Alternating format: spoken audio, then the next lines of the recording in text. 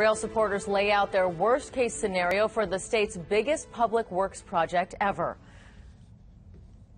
It is a dire one, full of setbacks and delays unless a judge clears the project to keep chugging along. KITV4's Laurie Amata takes us inside the new court filings as the project nears a crucial hearing. Laura. Well, Yunji, it's called the Record of Decision, and at this point, how it goes down in court next Wednesday could be the factor in the future of rail. Can an engineer The project started. A pro-rail mayor is elected. This is the best holiday gift the citizens of Honolulu could possibly receive. And $1.55 billion in federal money is essentially secured.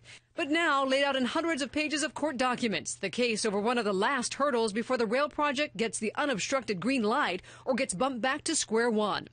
Opponents such as former state judge Walter Heen want more studies on the historic value of neighborhoods such as Kalihi, Iwilei, and Palama, and want it done before rail work resumes.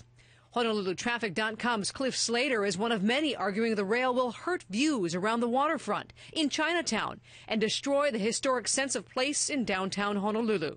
We're simply going to lay out for the court how we're going to meet what the court has outlined that we need to accomplish.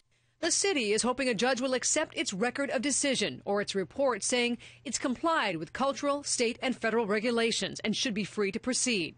If not, HART CEO Dan Grabowskis says it will result in the termination and rebidding of contracts, the loss of thousands of jobs, and essentially force the city to repeat its grant evaluation, which he says could take several years.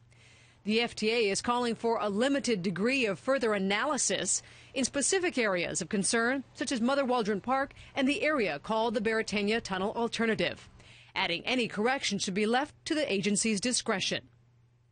Now, the federal government is also against an injunction, calling that move a drastic and extraordinary remedy.